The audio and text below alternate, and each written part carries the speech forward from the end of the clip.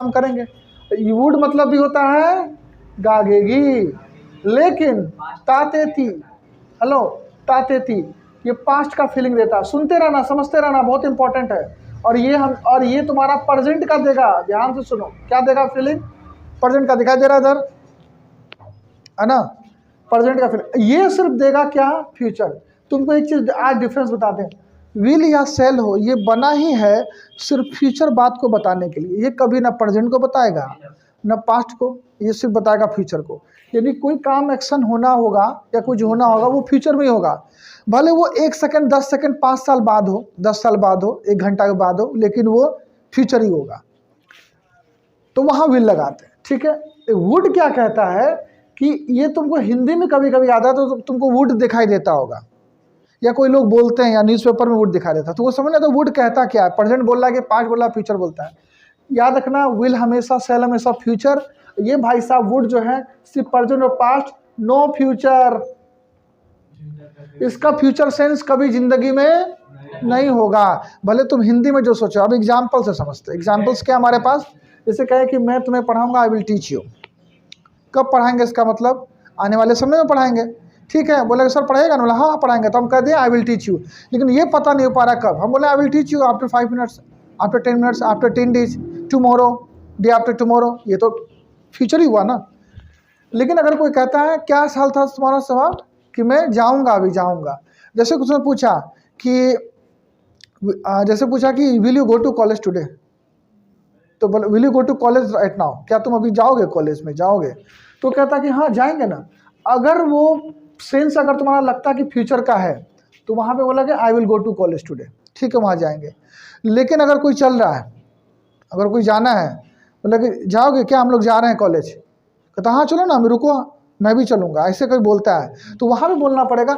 लेकिन वो अब वो हिंदी में तो बोला, सोचा वो फ्यूचर में कि मैं भी चलूँगा, लेकिन कब, अभी वो जा रहा है कोई लोग तो साथ जाना चाहता है, तो प्रेजेंट का बात है कि फ्यूचर का बात है जी, कि पास्ट का बात है, प्रेजेंट का बात कर रहा है ना।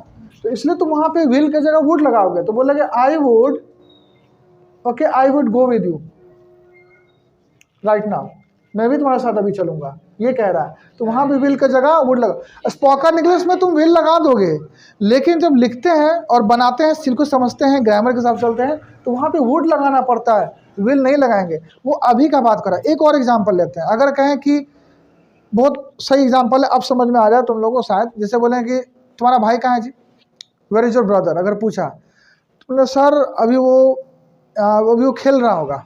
वो क्या बोला, सर अभी वो खेल रहा होगा। पूछा कब तुमसे, प्रेजेंट में पूछा, तुम्हारा भाई कहाँ है, where is your brother, elder brother, younger brother जो भी है, तो बोला सर वो खेल रहा होगा। तो वो क्या कहना चाह रहा, अभी खेल रहा है कि फ्यूचर में खेल रहा होगा कि पास्ट में खेल रहा होगा। अभी पूछा तो अभी क्यों ना पूछ रहा है, वो तो प्रेजेंट होगा कि पास्ट होगा, फ्यूचर हो गया, प्रेजेंट हुआ ना। पूछा कि कहाँ भाई, तो भाई खेल रहा होगा, तो भाई खेल रहा होगा, कब खेल रहा होगा, अभी ना खेल रहा होगा, प्रेजेंट टाइम में खेल रहा होगा। हिंदी में तो आएगा सर सॉरी सर वो खेल रहा होगा, ये तुम बोला। लेकिन अंग्रेजी में ऐसा नहीं बोलेंगे ही विल बी, गलत हो जाएगा। हम बोलेंगे he would be, continuous tense तो पता ही है ना, doubt session, he would be playing, वो खेल रहा होगा। तो ये वुड का क्या बताया सेंस, ये प्रेजेंट टाइम में बताया, क्योंकि अभी तुम पूछे हो तो अभी का सेंस देगा वो, प्रेजेंट का, फ्यूचर का सेंस नहीं देगा। अब बोलोगे सर हम फिर ये हम मन में तो सोच रहे हैं गागेगी ये वाला कि ये गागेगी, तो प्रेजेंट में पूछा तो प्रेजेंट में ना भी बोलना पड़ेगा इस तरह से। लेकिन बोलोगे सर अगर हम बोल देंगे ही विल बी प्लेइंग तो क्या हो जाएगा, अगर बोलेंगे सर वेयर इज योर, आप बोलेंगे कि वेयर इज योर ब्रदर, बोले sir he will be playing, अगर बोल दिए तो क्या हो जाएगा। तो देखो तुम्हारा आधार कार्ड लिंक का जो पैन कार्ड है वो पूरा खराब हो जाएगा, कैंसिल हो जाएगा, तुमको पुलिस भी घर तुम्हारे ऊपर आ सकता है। दफा 302 का शायद तुमको कुछ लगे, ये सब कुछ नहीं होगा, ये फालतू बात, अरे कुछ नहीं होगा, तुम लोग तो और है। लेकिन तुमको पता होना चाहिए डिफरेंस, हाँ बना, ये बात तो सही है कि प्रेजेंट फ्यूचर लगभग चलता है, लेकिन एक विल और वुड का हिसाब किताब अलग है। वुड का कहता है कि हम प्रेजेंट के लिए आते हैं और पास्ट के लिए आते हैं, फ्यूचर के लिए नहीं आते हैं, तो ऐसे सेंस में हम विल के जगह हमको वुड ही लगाना। अब अगर हम ऐसे कहें कि अब फ्यूचर का सेंस कैसे होगा, हम लेंगे sir he will be playing अगर बोले तो वो क्या सेंस देगा, तुम्हारा सवाल हो सकता है। तो पता है ये क्या होता है, लोग तो बना तो लेता है ट्रांसलेशन या बोल तो देता है कभी कभी, लेकिन इसका मतलब नहीं समझ पाया आज तक फ्यूचर का। वो खेल रहा होगा, बोल दिया ट्रांसलेशन बनाओ तो बना देगा, ही विल बी प्लेइंग, सही भी है, चलो अब जिस सेंस में बात कर रहा हूँ उस सब सेंस में तुम्हारा सही मिल जाता है मान लो। लेकिन ये कहता क्या है, ये कह रहा है कि कोई काम हो रहा होगा लेकिन फ्यूचर टाइम में अभी नहीं, तो अब यहाँ तो बता ही नहीं रहा है, लेकिन ये तो सेंस देगा। तुम तो हिंदी में सोच रहे हैं, अब तुमको एक सिचुएशन देते हैं, ऐसे समझो जैसे कि अगर हम कहें कि तुम्हारे पापा कहाँ है, कोई आया नहीं मिलने के लिए, तो पापा अभी तो घर पर हैं, कहते ठीक है हम आते हैं 10 बजे, 6 बजे 5 जो भी आते हैं 10 बजे आते हैं। नहीं 10 बजे मत आइए, पापा तो 9 बजे घर से जा रहे होंगे, पापा निकल रहे होंगे घर बजे, तो 9 बजे निकल रहे होंगे वो काम कर, तो बोला कि पापा will be living at 9 o'clock, don't come at that time, उस समय आप मत आइए, my father will be living that time for office के लिए वो जा रहे होंगे, क्योंकि वो फ्यूचर के लिए बता रहा है, क्योंकि 10 जब बजेगा तो वो आगे वाला 10 है ना, इसलिए तो ये यूज हो रहा है, वो इसी को इंडिकेट करने के लिए होता है। अब फ्यूचर परफेक्ट में वो चला गया होगा, वो कोई काम कर लिया होगा, बोलेंगे ठीक है, पापा बोले कि तुम्हारा भाई से मिलना कब रहता है घर पे, तो कहता वो 8 वो रहता है, बोला कि तो उससे मिलना है, बोलेगा हम आते हैं 8 बजे, तो 8 बजे मत आइए, वो तो 7 बजे घर से निकल जाएगा, वो 7 बजे निकल गया होगा घर से, तो आप 8 बजे क्यों आ रहे हैं, अब 6:30 पौने 7 बजे, तो तुमको ये बोलना पड़ेगा डोंट कम एट 8 o'clock, अब बोलेगा by that time he will have left, वो तो निकल गया होगा उस समय, वो काम खत्म हो गया होगा, जाने का काम खत्म हो गया होगा, क्यों, क्योंकि वो फ्यूचर को था ना, by the time future perfect क्या कहता है, कोई काम खत्म हो चुका होगा लेकिन फ्यूचर टाइम में, तो 8 बजे बुला रहा, 8 बजे मना कर रहा है, क्योंकि 8 बजे भैया 7 बजे निकल जाता, 7:30 बजे घर से निकल जाता, 8 बजे आएगा तो फ्यूचर टाइम हुआ ना, 7 साढ़े 7 फ्यूचर टाइम हुआ, तो उस समय वो खत्म कर लिया होगा, वो चीज़ आने वाला समय में खत्म होगा ना, प्रेजेंट टाइम में थोड़ी, फ्यूचर टाइम में, तब वो फ्यूचर टेंस का इस तरह से इस्तेमाल होता है, चाहे कोई भी टेंस उठाओ इस तरह से बोलते हैं। अब वुड में अब ताते थी ऐसे समझो,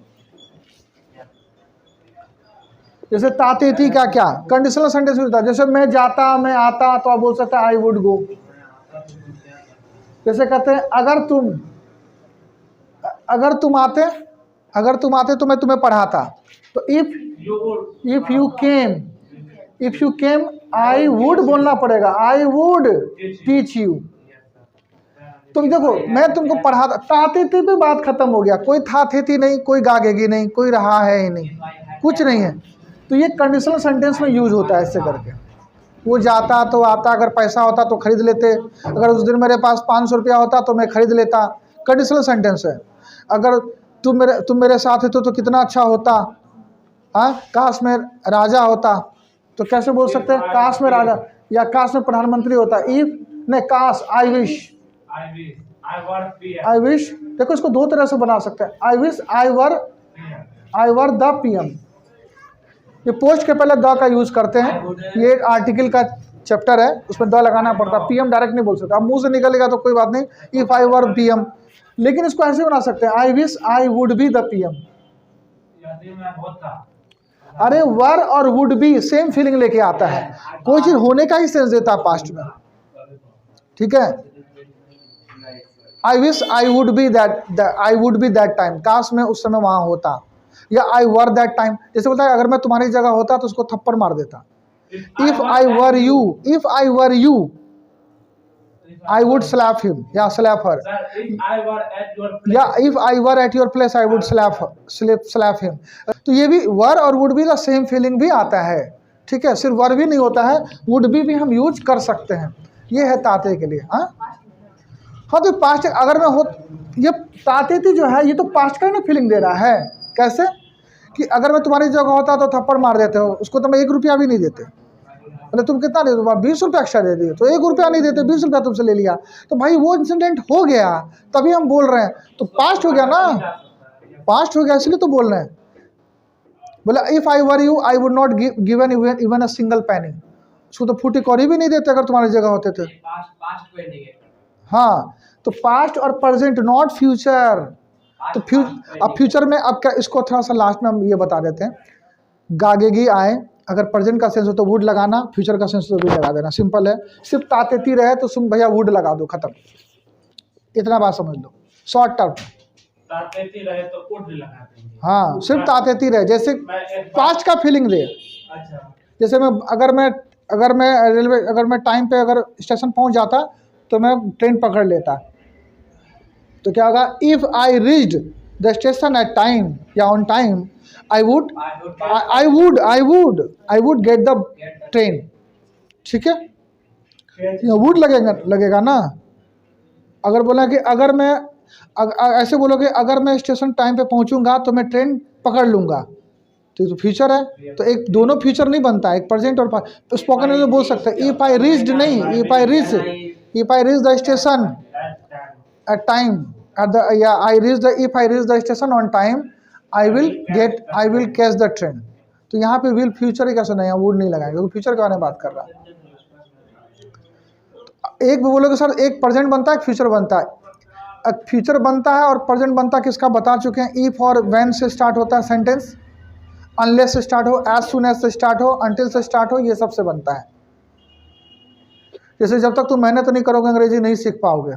unless you work hard, hard work नहीं, unless you work hard you won't be able to learn English, you will not be able to learn, इससे नहीं सीख पाओगे। कोई काम कर पाओगे एबल टू का यूज कर से। और क्या है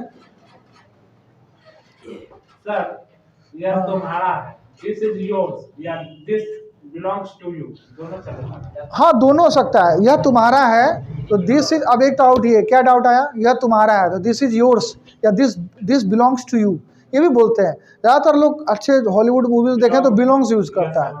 तो बोला कि जैसे बोलता है give me that crown, it belongs to me not you, ऐसे बोल देता है।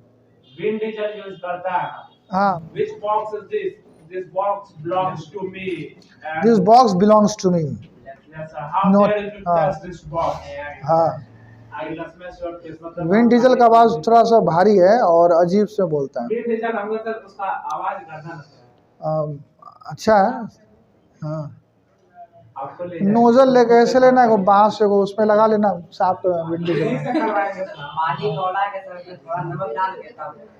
हाँ, और क्या डाउट्स हो गया? ऋतिक रोशन ने अच्छा, यहाँ पे दिया है विल वुड वाला, एक दिया है, देखो यहाँ पे लिखा है, वो किताब है जो तुमको विल वुड में डाउट है तुमको बताते हैं।